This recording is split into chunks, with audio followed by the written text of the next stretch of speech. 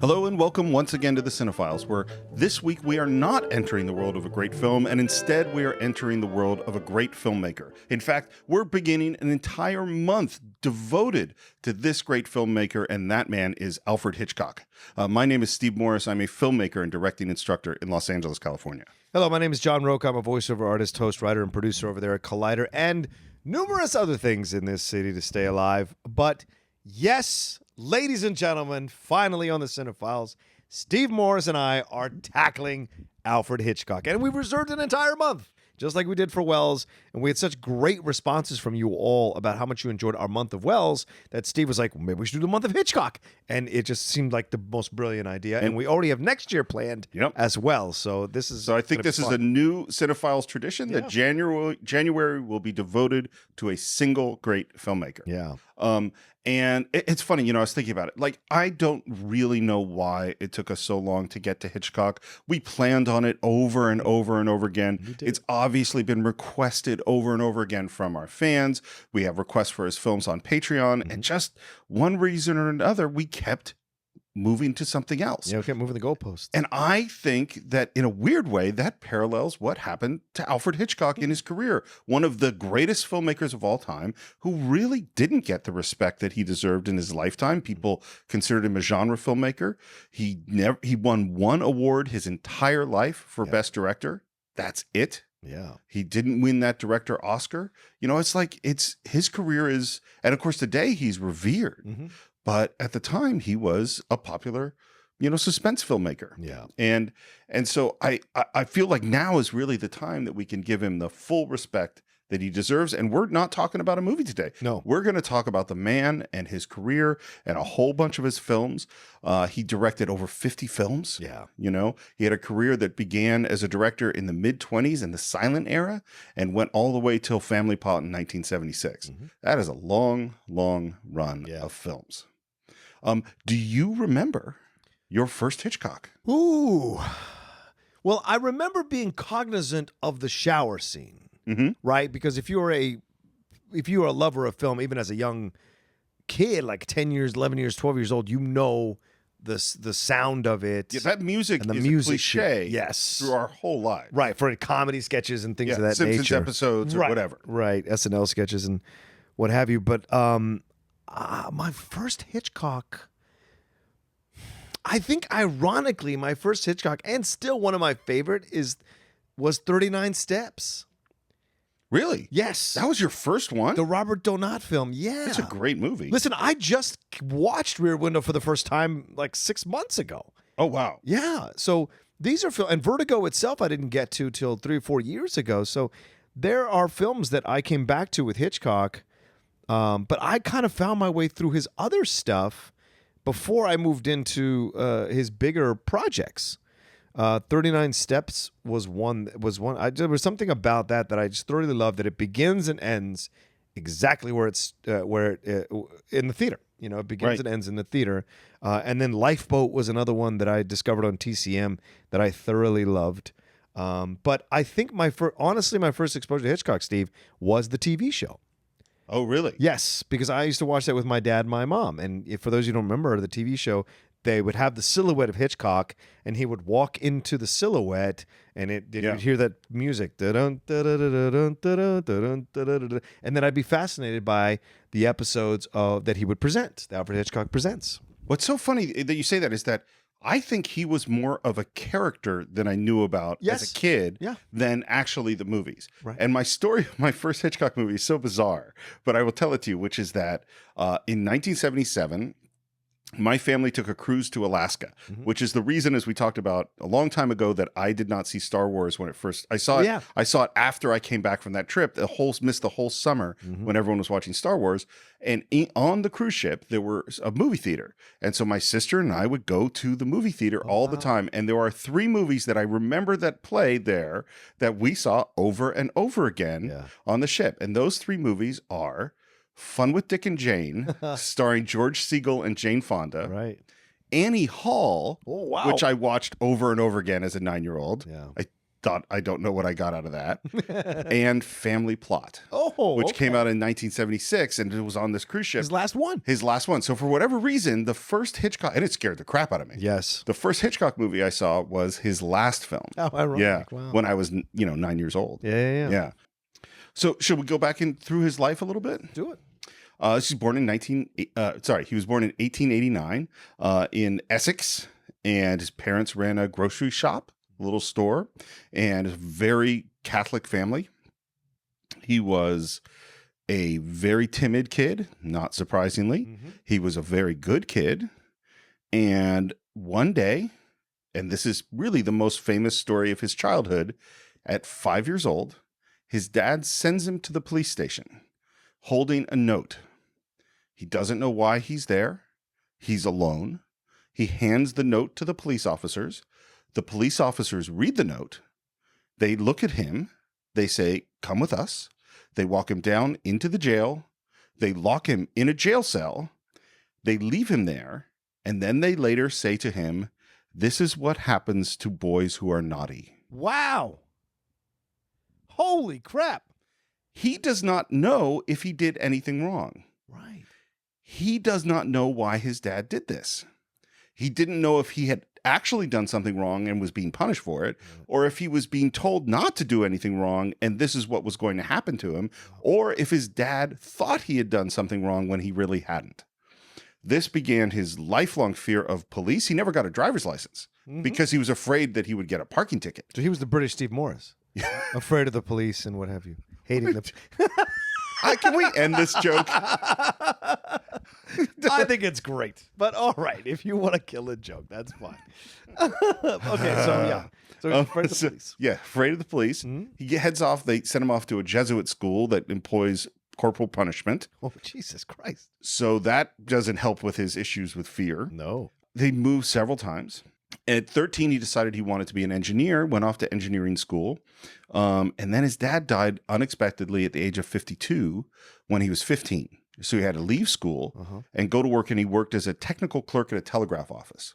And what's crazy is like, you know what? The odds are that's where he would end up. Yeah. He didn't have any plans on being a film director.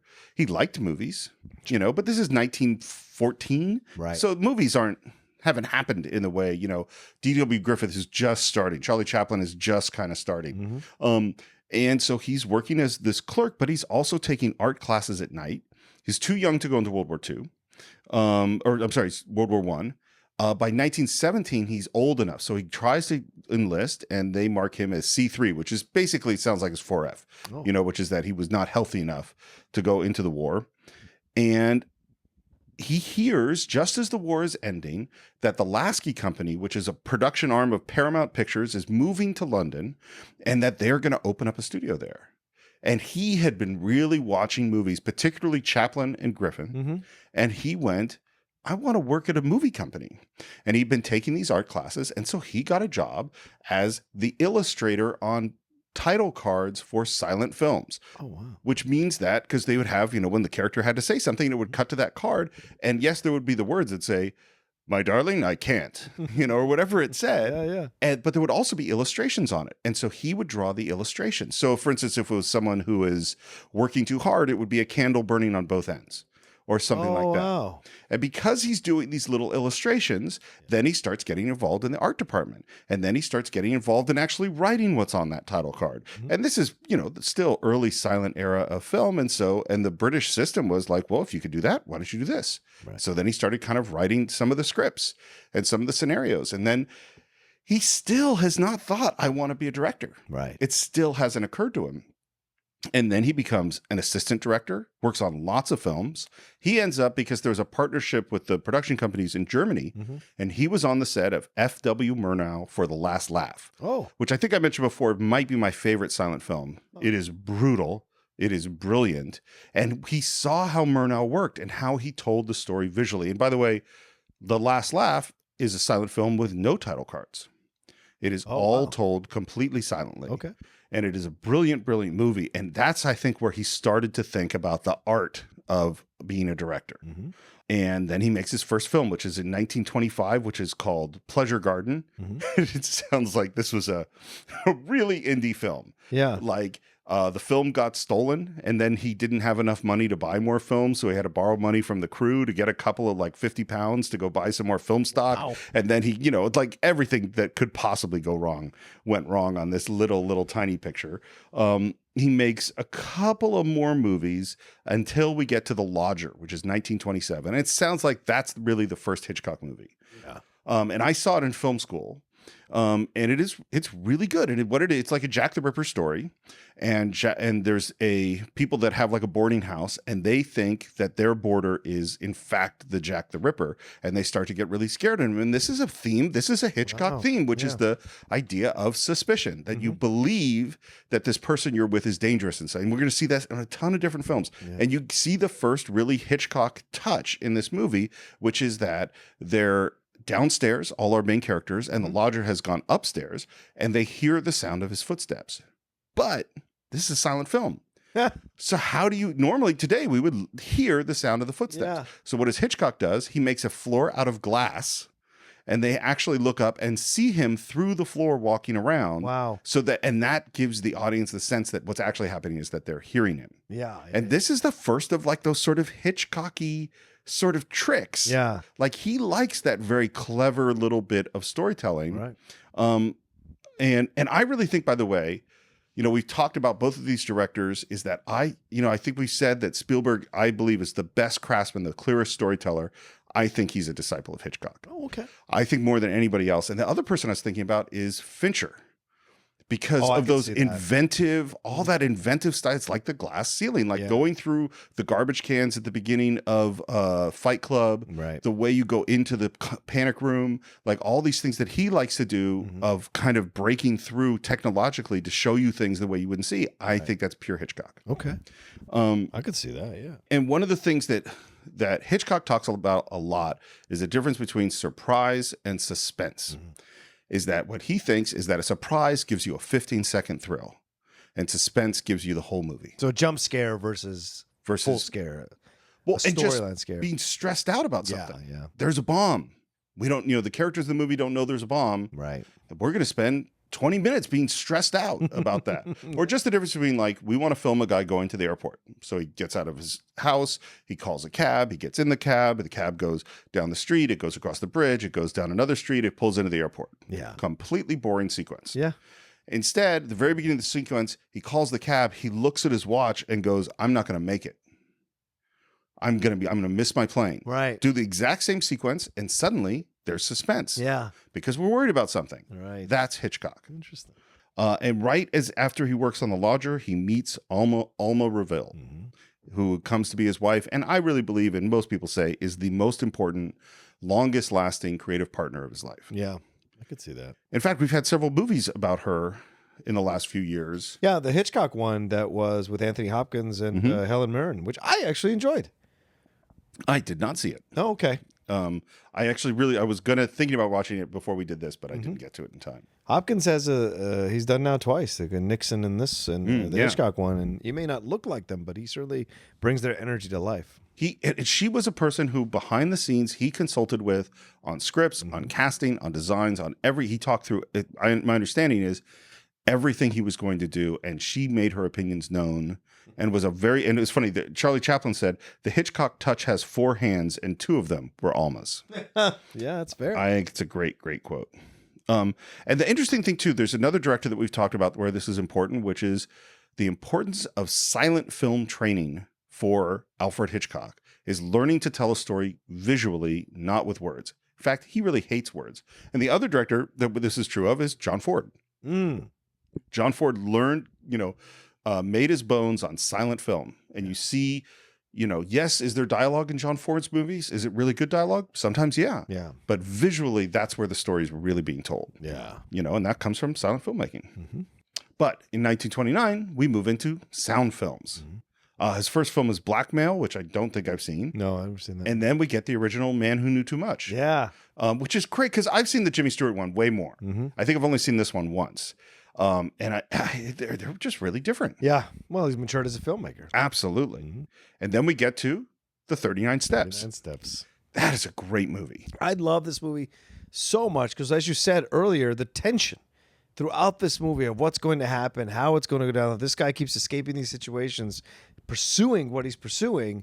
It's incredible to watch. And for those of you who are keeping tabs, there's a Criterion collection of this that you need to get with some great behind the scenes and great documentaries about the making of the movie and about Hitchcock on the movie. And Robert Donat as well. It is such a tense film. Yep. You want to know how I first heard about 39 Steps? Tell me. A totally silly story. But in Neil Simon's Brighton Beach memoirs, Eugene, the kid, the main character, describes him having his first wet dream. Oh. And his description of having his first wet dream is the tension was building like in the 39 Steps.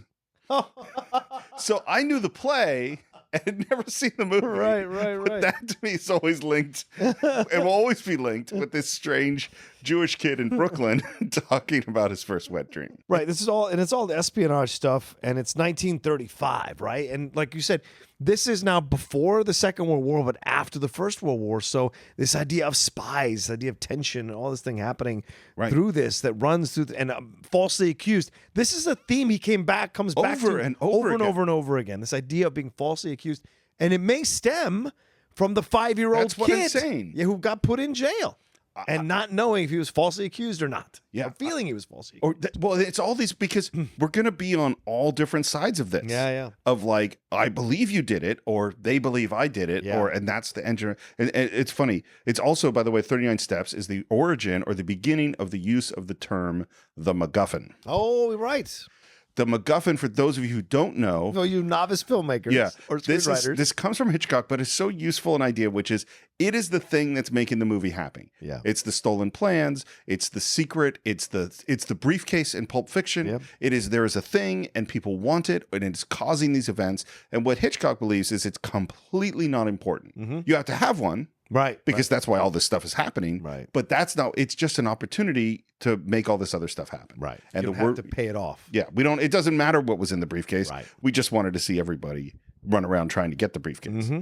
By the way, Robert Towne, this is what he said about 39 Steps. He said and Robert Towne, again, for those of you who don't know, one of the great screenwriters of all time, Chinatown and a whole bunch of other stuff. Mm-hmm. And he said, it's not much of an exaggeration to say that all contemporary escapist entertainment begins with the 39 Steps. Wow. I think he has a point. Because this idea of the thrill, a movie that is emotionally thrilling, I think it's not that there aren't exciting films before this, but in a way, Hitchcock defines that. I really believe. Well, look at John McTiernan in Die Hard. Everyone references Die Hard. Yep. Is John McTiernan like a revered filmmaker? Not necessarily, but he certainly knocked it out of the park with Die Hard, and it's the one people come back to all the time. I sure thought he was going to be one of sure. That between Predator, Die Hard, Hunt for Red October, I was like, this guy's the greatest thing. And then, there are other movies. Yeah. Some of them are good. Yeah. After that, he makes Sabotage, which is the story in that one is a woman discovers her husband is a secret agent. Yep. Again, it's this secret. You suspect somebody of a thing. Right. The Lady Vanishes, which is a great movie. And that was another one I saw in film school. And it's a woman who's a British spy, poisoned as a governess. She disappears on a train, and it won the New York Film Critics Award for Best Director. That is the only Best Director award he will ever win. Wow. Isn't that crazy? It's mind-blowing. For Lady Vanishes in 1939. Yeah. Which is a really good movie. Yeah. Also a Criterion one. Oh, see? Yes. There are so many Hitchcock Criterions. So many. It's so... I would love to sit in on the Criterion, how you pick a movie, because it is so weird. I'm not saying that they're not all great movies. Right. But there's like... Because Citizen Kane is not in the Criterion collection. I know.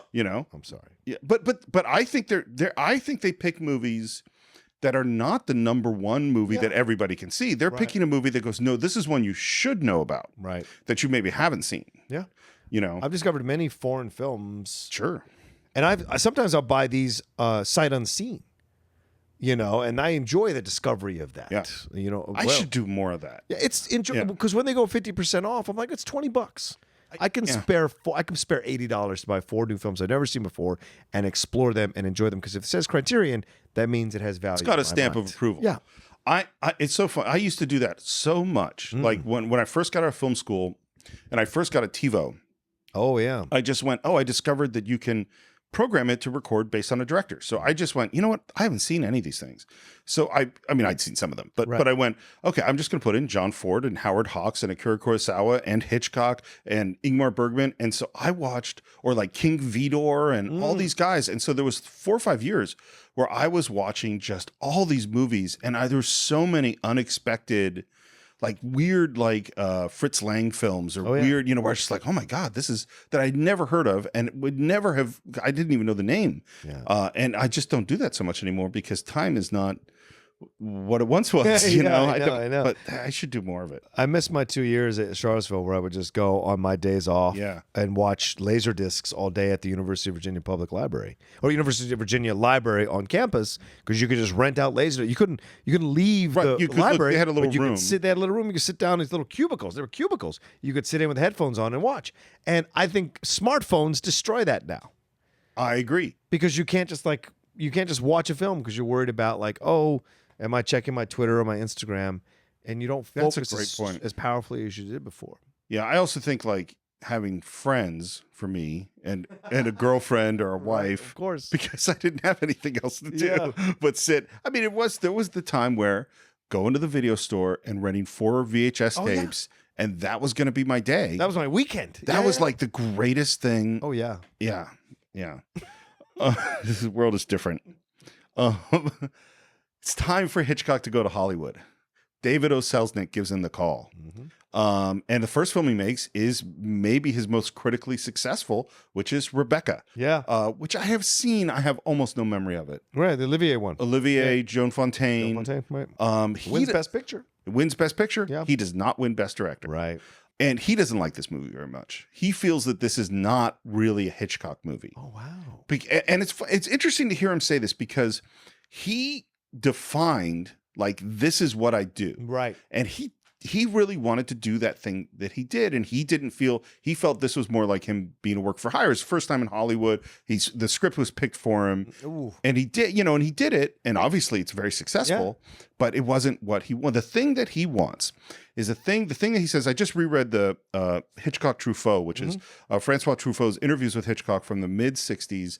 They're fantastic. And what's so great about this book is that it is very clear. I mean, obviously Truffaut is a film critic who became a great director. Yeah. And it's very clear that Hitchcock respects him and they're really talking as filmmakers. Yeah. Because Truffaut will say, I didn't really like this movie. This is where you got it. I think you got it wrong. And Hitchcock goes, yes, that is where I got it wrong. And I should have done this. And they don't agree on everything. Right. And Truffaut will say, well, I think it seemed like you did this because you wanted to have this effect. And Hitchcock goes, yes, that is exactly why I did it. It's an in-depth, very honest conversation about all his films. Wow. And the thing that he repeats over and over again is this idea of pure cinema. In that what Hitchcock, and it's trying to figure out what exactly he means by it. But I think what it is that it's the experience where you, through shots, not through dialogue, understand emotionally and become emotionally connected to what's happening in the film. Right. Is that, and one of the examples is, and this will be a little film geeky, but do you know what the Kuleshov effect is? No. Okay, so this is big film geek stuff. Okay, so Kuleshov is some scientist, some brain guy in Russia in the 1920s, and he does an experiment. And the experiment is this: he has a picture of a man, and then he has an audience watch this, and it's like a slideshow. You see the picture of a man, and then you see a bowl of soup, and then he asks the audience, "What is the man's facial expression?" And they go, "Oh, he's hungry." And then you see a picture of a man, you see a beautiful woman. What is his facial expression? It's like, oh, he's in love. And you see the picture of the man and a little child in a coffin, dead child. God. What is he feeling? And they say, oh, he was really sad. And of course, the trick is that it's the same picture of the man. Same picture of the man, yeah. So this is called the Kuleshov effect. Oh. And if you want, what I would highly recommend is that you can go on YouTube and you can actually look at these exact pictures. Wow. I don't think they work that well. Okay. So instead, this is what you should search for. You should go on YouTube and you should search for Alfred Hitchcock Kuleshov effect. Oh. And he explains it. And he does exactly this, and it's except that you're looking at Alfred Hitchcock, looking at a beautiful woman or a child or something like that. Of course. And it works, even though you know that you're looking at the same clip of Alfred Hitchcock, it 100% works. And he describes this as pure cinema. is that you are seeing two shots juxtaposed together and they are giving you a feeling, and that he wants mostly that feeling to be one of suspense, of stress, and he is constantly thinking about how can I manipulate the audience through my selection of shots. And he is, I really believe, among the clearest, most pristine filmmakers there is in terms of this shot is here for this reason, and it is telling you this and making you feel this. Wow. Yeah. This idea, and I'm trying, and I wish I had a better way to, I wish I had Alfred Hitchcock right here to say, what do you really mean when you say pure cinema? Well, Steve. He's such a joy to listen to in interviews. Oh, he's great. Right? It's one of the great voices of the film world. One of the most incredibly knowledgeable guys, and very laid back in his delivery of these concepts and of these film theories or of these techniques. And he's fascinating to listen to. Well, and he feels like he has figured it all out. Yes. I don't think anyone really has, but he has that feeling when he's just kind of saying from on high, this is what it is. Is there one rule above all others which is indispensable to a director who wants to frighten an audience? I think he should understand the psychology of audiences. He should also know that audiences love to enjoy the very thing that they have built in, and that's fear that all started when the mother said boo. But for some inexplicable reason, they like to, how shall I say, put their toe in the cold water of fear to see what it's like. That's why they go for rides on switchbacks and scream and then get off giggling. They're all trying it out. After that, he does Foreign Correspondent, which I've never seen. I've never seen that either. Another Criterion. Yeah, Mr. and Mrs. Smith. Yes. I have not seen it. Yeah. And then we go to Shadow of a Doubt. And now we're starting to get into much more of the Hitchcock moves. That's the Joseph Cotten one. Joseph Cotten, yeah. Right.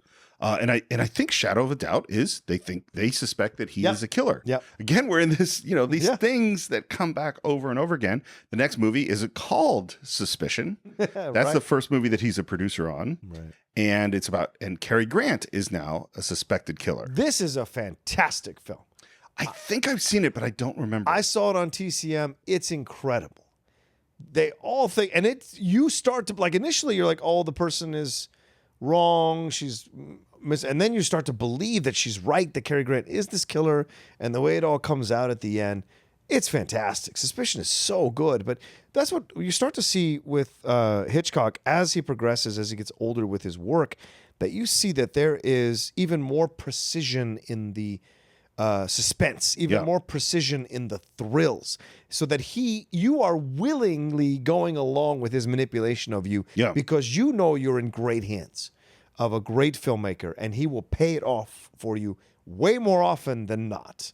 And so these things, you're willing to let yourself go and vacillate back and forth about the suspicion of, so to speak, of a main character in most of his movies. Yeah. Well, what's so important to him is that what he says is that when the movie is not working emotionally, it's because it wasn't clear enough. Yeah. Is that you have to understand, you have to know the geography. You have to know where everybody's been. You have to see that they grabbed their purse, or that there was an orange string on this fabric, or you have to see that stuff and understand exactly what it means, because he is manipulating exactly what the audience knows and what they don't know. Yeah. It has to be super, super clear. We go next to Saboteur. We're in 1942 now, middle of the war. And Saboteur, we see another thing that we're going to see with Hitchcock a lot, which is that he likes to mix the big and the small. Yeah.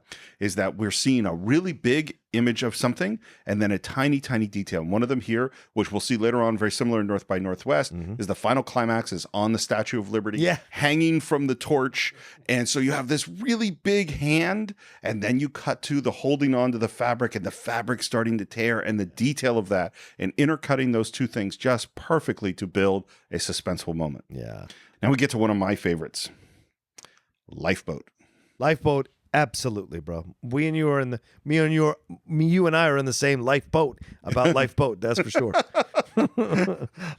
And this he really did as a challenge. Like, is it possible? Here's this person who likes the big and the small. He likes all sorts of options and visuals. And it's like, we're going to tell an entire story with a bunch of people on a lifeboat in the middle of the water.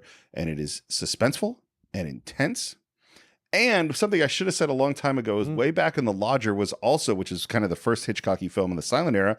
That's his first cameo.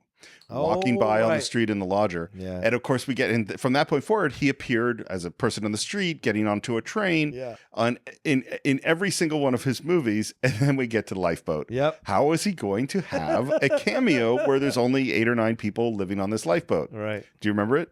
Isn't he out in the water like one of the people that fell in the water? That was his first idea. Okay. Was he's going to be a dead body. Right. But then he was worried people wouldn't really be able to see him. And what it finally is that he is in an advertisement in a newspaper. That's right. For weight loss. Yes. Because he had actually lost a lot of weight.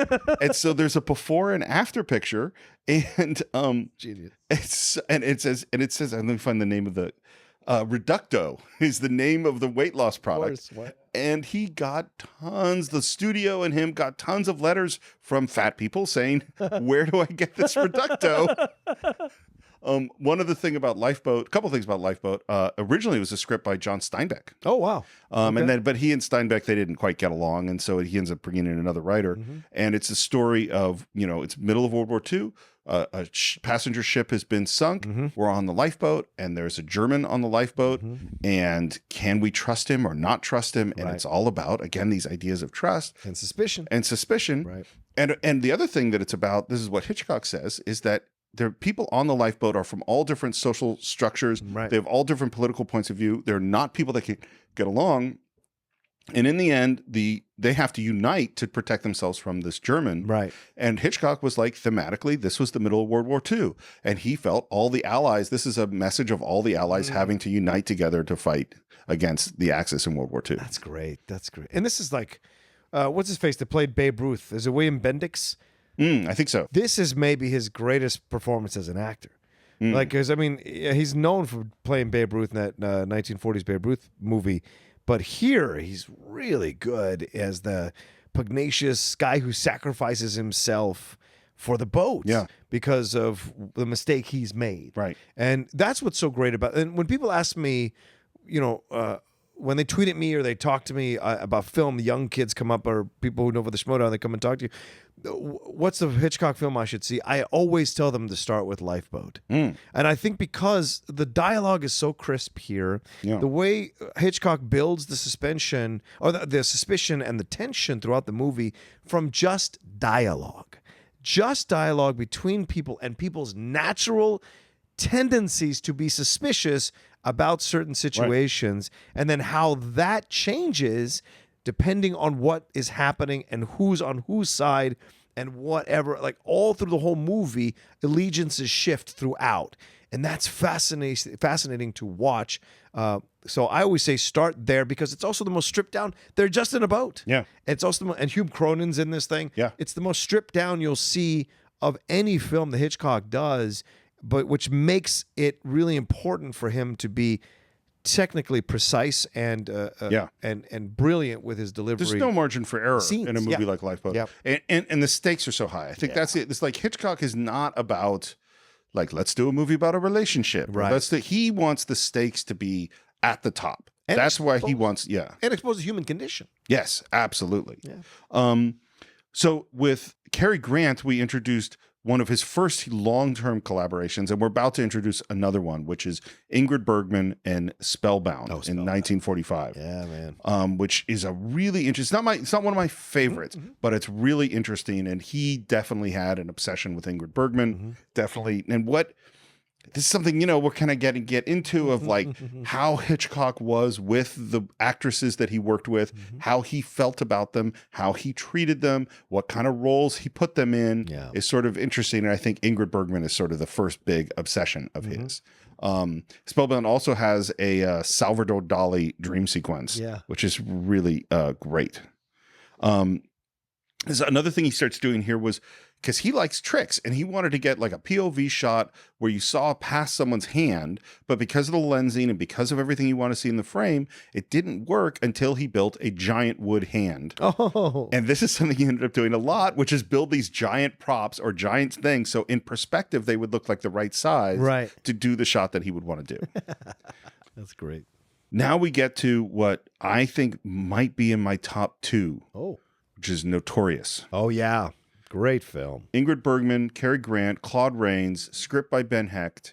Again, we're into because what this plot is that Ingrid Bergman needs to spy on Claude Rains and ends up having to marry him. And there's a love triangle with Cary Grant, and it is upsetting and stressful. And again, we're in this. Claude Rains doesn't know that he can't trust his wife, and she doesn't actually love him. It is a really stressful, really beautifully made movie. Mm-hmm. And one other detail about this is, again, the MacGuffin. What's the MacGuffin going to be? And they're like, oh, it's going to be secret plans. It's going to be this. It's going to be diamonds that were, industrial diamonds to cut things that the Germans need or something like that. And then Hitchcock comes with the idea, no, it's going to be uranium that they need to use to build the atom bomb. Well, this is before the Manhattan Project. Right. So first of all, the studio is like, I don't know what you're talking. What do you mean an atom bomb? Nobody, and they don't even want to put it in the movie because they're like, well, this is ridiculous. There's no such thing. Right. Well, then the FBI hears about it and they go to Hitchcock and say, how do you know where did you get this idea? And he said, oh, well, I've read Einstein's whatever. Yeah. I knew such a thing was possible and you're probably working on it. And they go, okay. And the FBI monitored Alfred Hitchcock for a year. Wow. Because they wanted to know how he found out about the Manhattan Project. Don't mess with Hoover, man. I know, right? Rope. Rope is great. Great movie. Tight, concise, almost a stage play. And a couple of friends of mine recently did a stage play of it here in Los Angeles a few weeks ago. Of Rope? Rope. Or of Leopold and Loeb? No, Rope. Of Rope. Yeah. A fascinating film, absolutely. Yeah, it's his first color film. Mm-hmm. It's based on the Leopold and Loeb murders. Right. And it was a stage play first. And he comes up with this idea, which is so anti his whole way of filmmaking. His whole way of filmmaking is based on the cut. Right. It's based on I look at this and I see this and you see that I see this. Well, and so what he does is he goes, I wonder, since it's a play, if it's possible, and it's a play that all takes place in one time in one place, would it be possible to film it all in one time in one place and not cut at all? Right. And so the length of a reel of film is 10, 12 minutes, I think. Mm-hmm. And so they go, well, can we do it in just 10 shots? And that is what Rope is. It's a film in 10 shots. Wow. The only way that they could reload was that the camera would have to go to Jimmy Stewart's back, which was black, and then they would put a new reel in, and then they would start shooting again. The level of difficulty of this is so high, and the precision has to be so great. And they did 10 days of rehearsal, which isn't that much. Yeah. Shot the movie in 18 days. Wow. But here's what's weird about that. Every shot is 10, 12 minutes long, and you only have 10 shots in the whole film.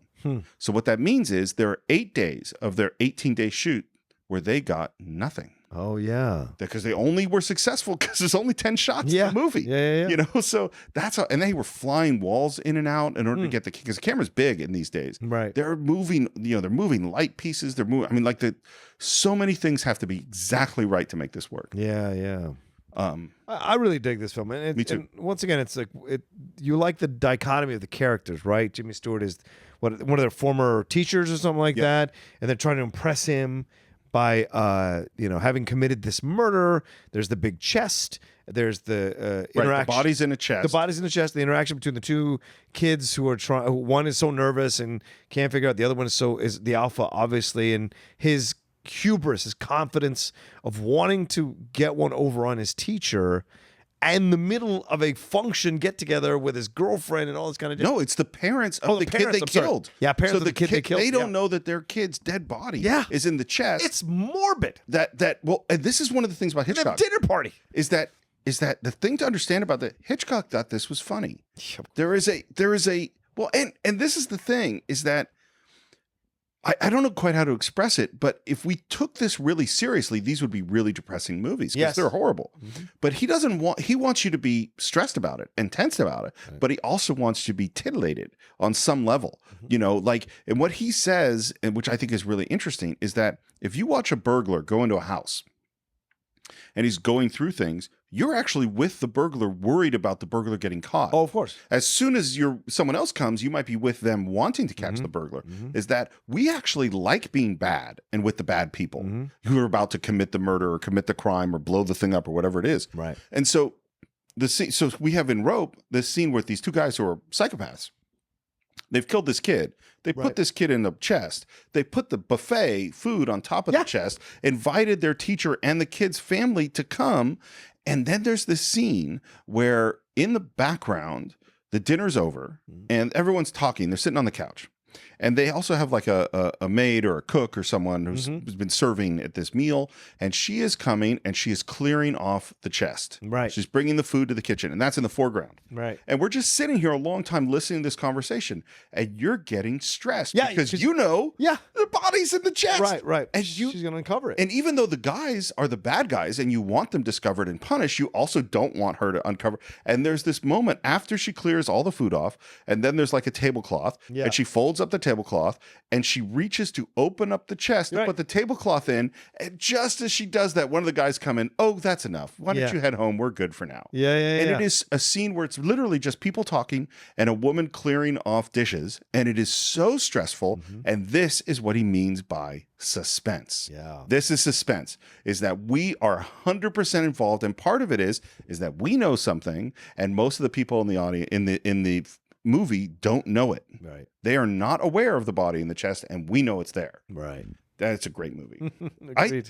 It's funny. I don't think Rope would be the first. Certainly wouldn't be the first one I would recommend that people see. But I do think it's a technical masterpiece. Well, and I think having watched the other ones and appreciate the other ones makes you understand and appreciate Rope. His next film is again Ingrid Bergman, Under Capricorn. I have never seen it. I've never seen that. Don't know it. Then we get to Strangers on a Train. Yeah. Another great film. And this is the plot of two people, each want someone dead. They're complete strangers.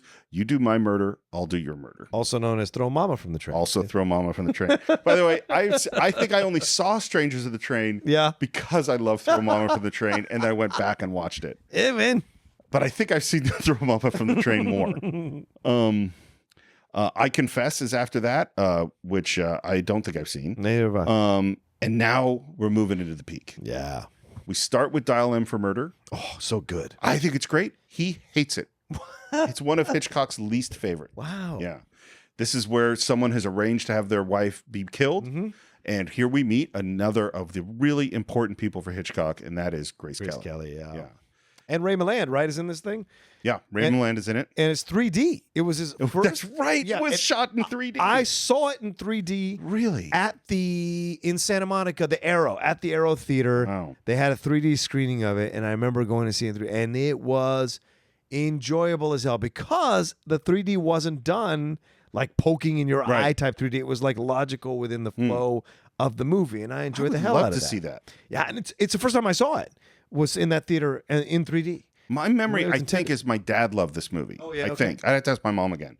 It's a really good movie that's also stressful as hell. What happens with Grace. And poor Grace, once again, putting Grace in these positions where she can get found out or hurt or injured physically by the men involved in these situations. We'll see that in Rear Window later on, but yeah, certainly here. This is the thing, and there's some quotes. She's a young actress here, too. That his treatment, portrayal, both his treatment as a director of women and his portrayal of women, I think these are great movies. Yeah, right. But taken as a whole, you're like, man, there's a lot of women being put in horrible situations, abused, manipulated, have no power, have no agency, or are just not nice mothers. Right. This is a lot of stuff. It's like, what are your real feelings here, Alfred? Yeah. Well, good point. Yeah. Alma's involved in all these, though, Steve. So it's an interesting, dynamic between them to create something like these movies like this. I mean, you can't help if you're going to make films and for a long time and have total artistic control. Yeah. You can't help that having be a bit of a. You look at it as a whole and see it a personality. You see that's your worldview. That's true. That is what it is. And now we get to the movie that we are not going to talk about too much because we're about to do a whole Cine-Files episode. It might be a two-parter, and that is Rear Window. Yeah, Rear Window. I think, and this is all I'll say about it at this point, this might be the ultimate Hitchcock film. Wow. It's not my favorite Hitchcock. I agree. But in terms of it is the voyeur who is watching, everything is from shot, POV, and back, and all the emotions taken in that way. That I believe that is what he means by pure cinema. This is my most stressful movie of the Hitchcock oeuvre, would you say? Because I do not stalk. I do not peer into windows. I don't like to know people's business. who I live with. Right. I keep to myself where I live, and I don't like I barely say hi to people I live in the same apartment building with, because I just want to keep to myself. I don't want to know what's going on with them, because I don't want them to call me at 1 a.m. to come over and help them with a situation, and I don't want them to be involved in my situation and know what the hell I'm doing to see my comings and goings. And so to see a film that is fully dedicated to this man with the broken leg, who's frustrated, angry, Jimmy Stewart, looking through his lens at everyone else's lives and witnessing a murder like he does, that Raymond Burr does, you're just like, oh my God, this is why whenever I've had any girlfriend who likes to like look out the window and monitor people's, or occasionally sneak in, look into people's apartments, I'm like, you're going to get us killed. Please stop. It is my paranoia. And so and I only saw. That's the thing, though. That's what's so weird about this movie. Yeah. I'm sorry to interrupt you. No. But I got very excited. Of course. Is that it kind of begins with he's the person watching. Yeah. And he has all the power. Yes. They don't know he's watching. It's secret. He's invisible on some level. Yeah. And then what it becomes is, because he has been watching, he is the most frail. Yes. He's trapped. Yep. Anyone can come after him. And I shouldn't say quite the most frail, because he's going to put Grace Kelly in a situation that's going to be even worse. It's a really well made movie, and we will talk about it more on the Cine-Files. And the Cine-Files. Next, we have To Catch a Thief again. Again, Grace Kelly. Great film. You know what? Not my favorite. Really? Yeah. Oh, I think it's a very nice change of pace for him. It's fun to capture this flirty romance between these two. This kind of vibe I had not seen in a Hitchcock film until To Catch a Thief. This kind of easygoing flirtation. There's a lightness to it. Yes. It's fun. But I just don't go back to it. Okay. You know, fair enough. We got a long list of movies We here do. that I really like a lot. Very smooth Cary Grant performance. And then this is what happens in this decade with him is just remarkable, because we had 1954's Dial M for Murder. 1954 is also Rear Window. 2 movies that year. 55 is Catch a Thief. 55, he also launches Alfred Hitchcock Presents. Yeah.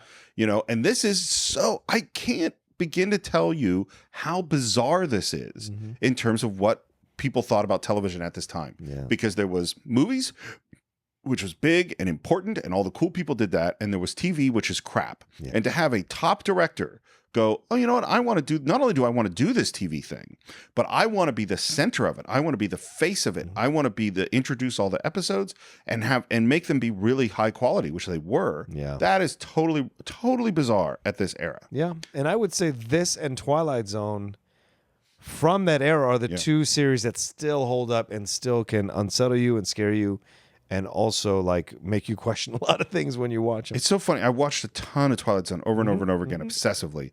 I've seen some Alfred Hitchcock Presents, but not nearly as much. Oh, really? Yeah. Oh my God, I grew up on them, and I just love them so much. Yeah, and I love Twilight Zone. I couldn't get enough of it. And then in 1956, it's the same. Next year, he does the remake of The Man Who Knew Too Much. Right. Now Jimmy Stewart and Doris Day.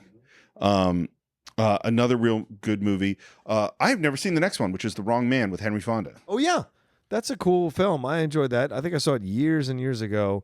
But this, once again, the wrong man, right? This idea of false accusation. False accusation. No, we're in the same. Well, and what's, the suspicion is happening in Rear Window. Yeah. To catch a thief, you discover the person you're with is a criminal. Right. Again, we're in the same range. Yeah. The Man Who Knew Too Much is a story of someone who's suddenly in the midst of something that they don't understand, which is another theme. It's like you're getting put in that jail cell. What's going on? What's happening to me? Like these themes. It's not subtle.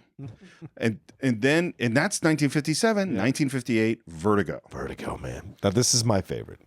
It's my favorite too. I think it's Vertigo 1 and Notorious might be second. Oh, really? Yeah. Oh. Yeah. Okay. I haven't watched Notorious in a while, so I need to watch, but that's kind of, I remember the first time I saw Notorious, just blown away.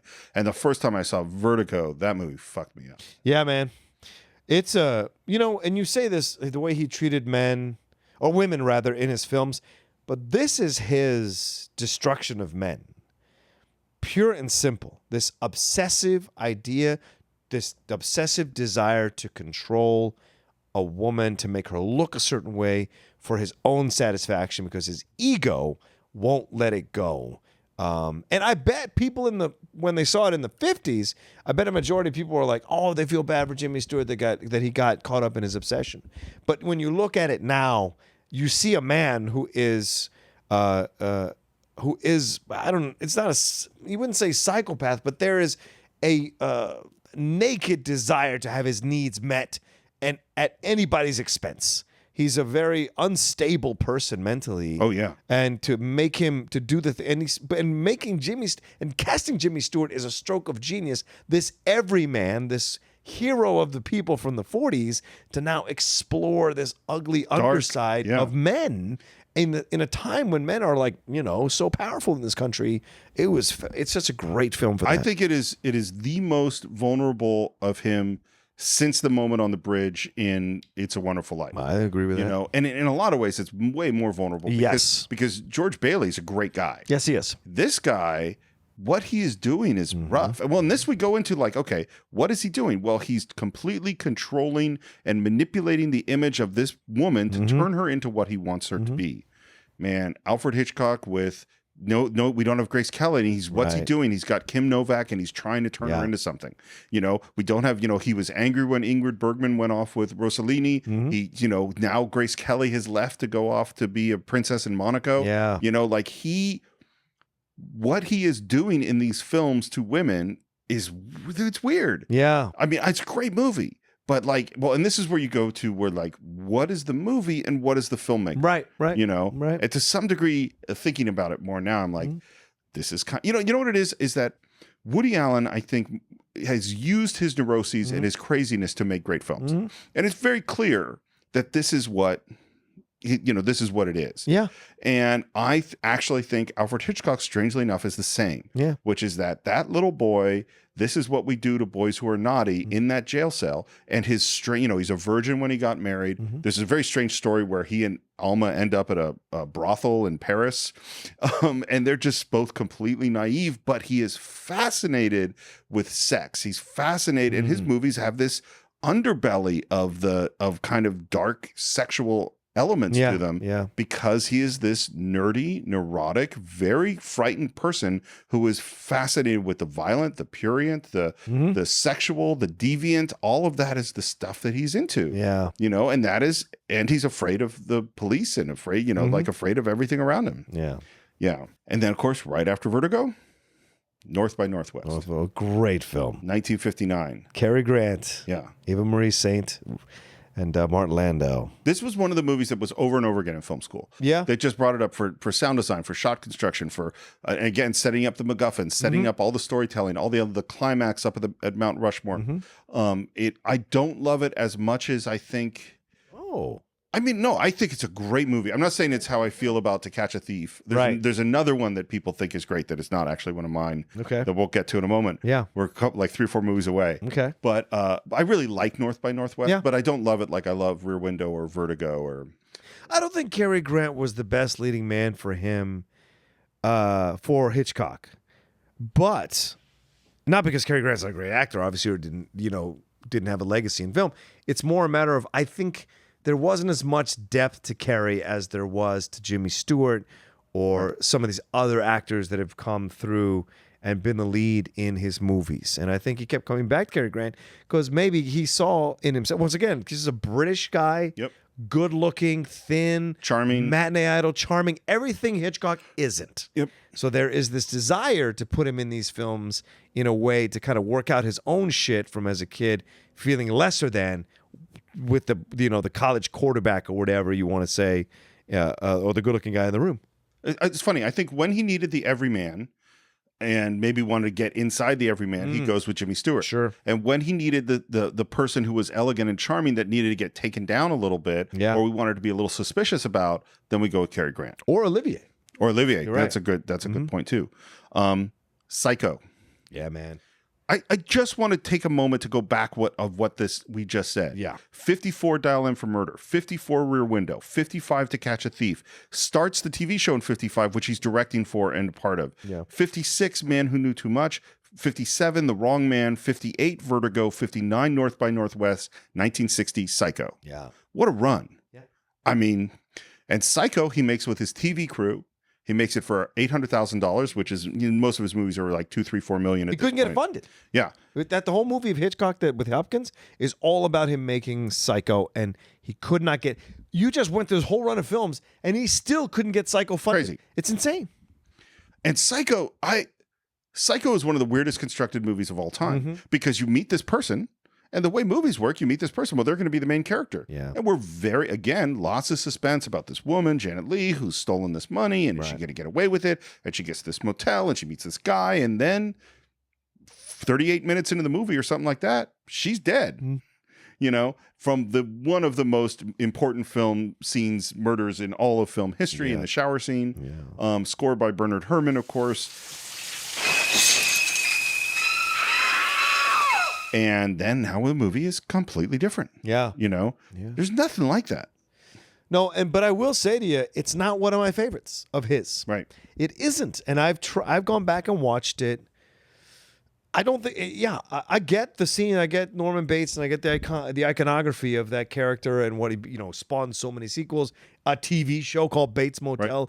Right. A place you can go to, Universal Studios, for decades. A shot-by-shot remake that my wife worked on. There you go. Yeah, the Gus Van Sant one. Yeah. So people are obsessed with this movie, and I get it, but I don't revere it as much as his other ones. But that being said, there are some great, great scenes. The Martin Balsam death scene is incredible in the helplessness and the shock of it, right? He's just so calm, just coming up the stairs. All of a sudden, out of nowhere, this man dressed as a woman comes out with the knife and just completely stabs this guy shockingly, and the camera follows him down the stairs. It's incredible. And that is a trick. Again, that's this sort of trick shot that Alfred Hitchcock invented for this thing. Just like he doing the Zolly, which is the track back, zoom in for the Vertigo effect. Yes. These are this techniques that he's invented for things. Yeah. By the way, I do have to say one thing about the Gus Van Sant thing, because it's one of my wife's favorite stories, which is she worked on that. She was in the accounting department for Psycho 98 or whatever it was. And they're finishing shooting, and they need to shoot an insert, and they need a hand double for Julianne Moore.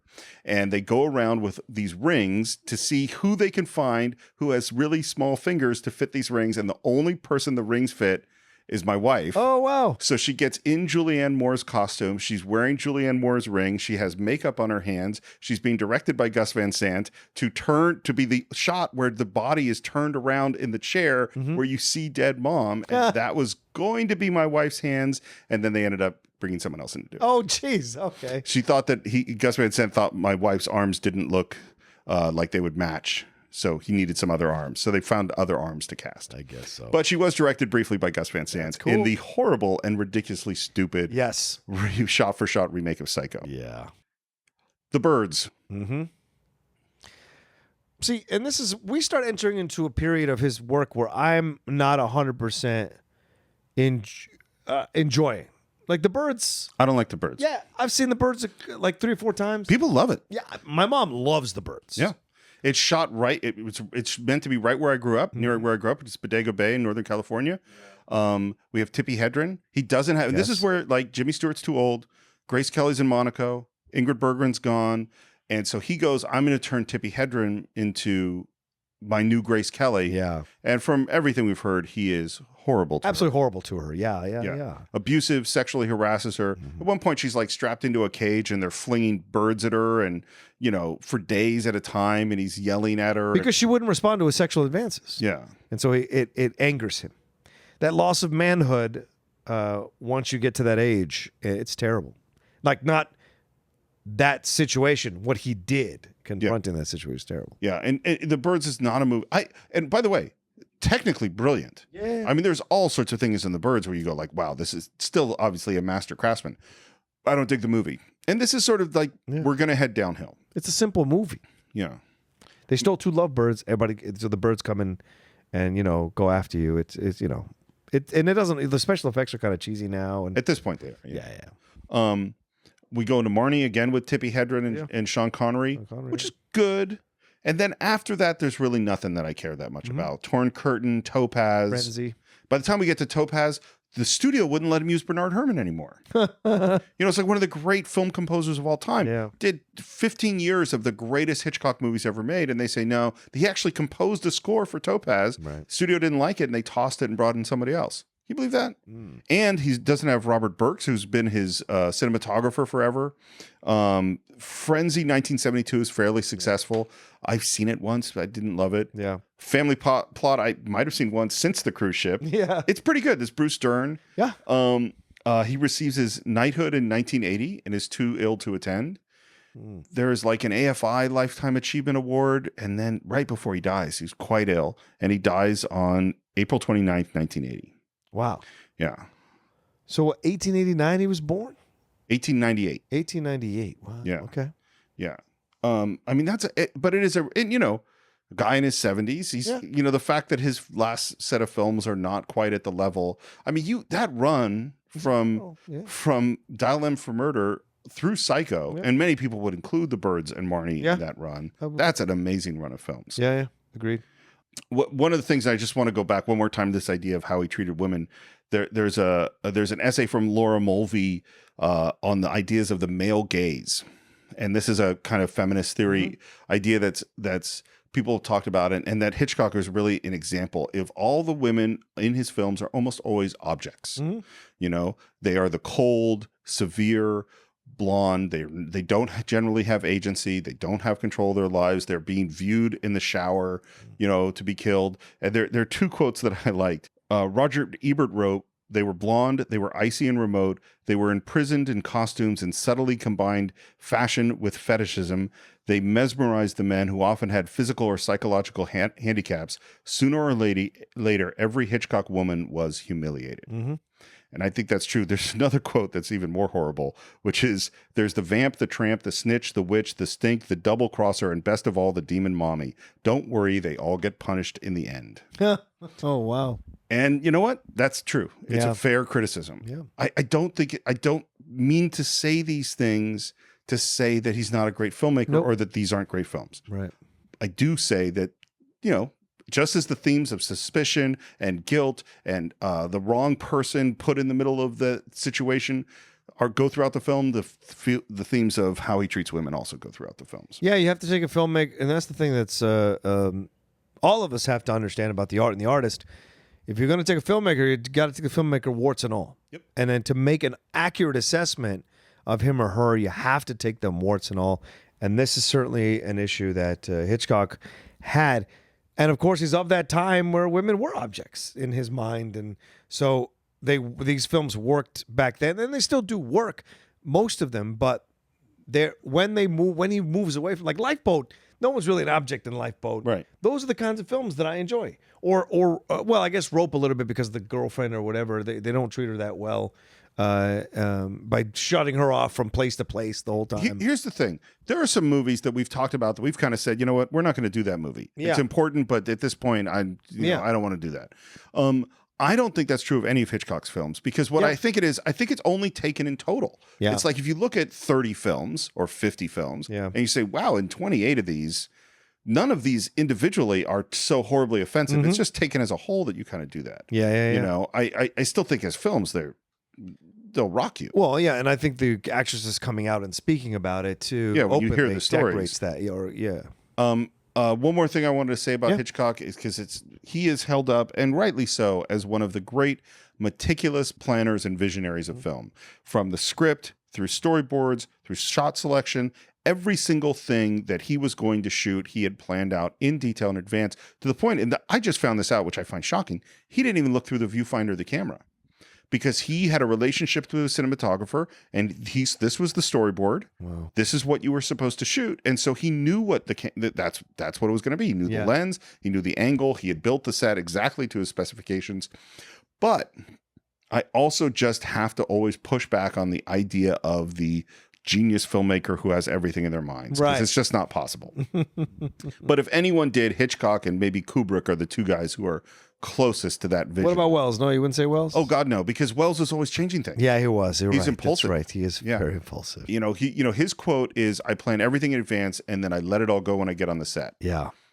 He's impulsive. Yeah. I mean, you look like, did you watch? I haven't watched Other Side of the Wind yet. Okay. I mean to, and maybe we'll do it as a Patreon kind of talk about it. I think we should. But I did watch the documentary on him. The documentary is great. It's great. Yeah. But you see Like he's like, okay, we're going to do this today. Yeah. And they start to do it. It's like, now we're going to do that. Yeah. And he just changes his mind constantly. Yeah. Yeah. That is the opposite of the plan. They'll love me when I'm dead. They'll love me when it's a really good doc on Netflix. As far as Wells documentaries go, that one's incredible. Yeah. So this is the beginning of our month of Hitchcock. We are going to continue next week with our exploration of Rear Window. I don't think we know at this moment if it's going to be a one-parter or a two-parter. Right. And following Rear Window, we are going to go into, I believe, Vertigo. And that's going to be a two-parter, I imagine. Yeah, I'm pretty sure that's going to be a two-parter. Yeah. So the month of Wales will either be 4 weeks or 5 weeks. And we're very excited to finally give this great director his due. Yeah. And I have a sneaking suspicion, Steve, that one or both of these movies will be available for us to watch in the theater at one of the revival houses sometime in January. Oh. I just have a weird feeling. We sometimes we plan things out and then they actually appear, and then we're like, if there's I've seen Vertigo maybe 6 times in the last 2 years in LA going to the revival house. Wow. Because it is it's an obsessive film. And it's obsession of mine, because I remember a year or two ago they put it above Citizen Kane as the best film, which is ridiculous. But I love Vertigo so much because of how the inner workings of a person's obsession comes out and how it ends up leading to these things. And I hate how it ends for him. It's awful. Yeah.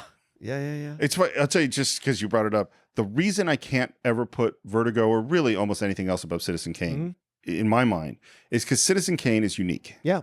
And Vertigo's not. Agreed. You know what I mean? Like Lawrence of Arabia is my, I think, favorite film. And I think it's a great film. But there are lots of big epics about people like T.E. Lawrence that have big sweeping landscapes. And there's nothing looks like Citizen Kane. Right. Citizen Kane is Citizen Kane. Whereas there's a bunch of Alfred Hitchcock movies that have similar things to Vertigo. Yeah. You know, like it's just, Citizen Kane is different. Yeah. It's its own category. Yeah, agreed. But this is not, that was last year. Yeah. This year is the month of Hitchcock. So I think, do you have any final thoughts you would like to bring up about Alfred Hitchcock before we wrap up today? I think I would just say, if you are a fan of us and you love that we're about to tackle Hitchcock, do your homework. Go and read some stuff. Go and watch some of the movies.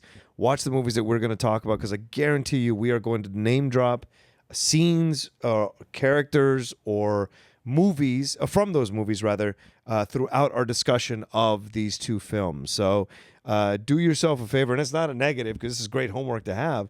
Do yourself a favor and watch some of Hitchcock's films, and watch some of those episodes of Hitchcock Presents.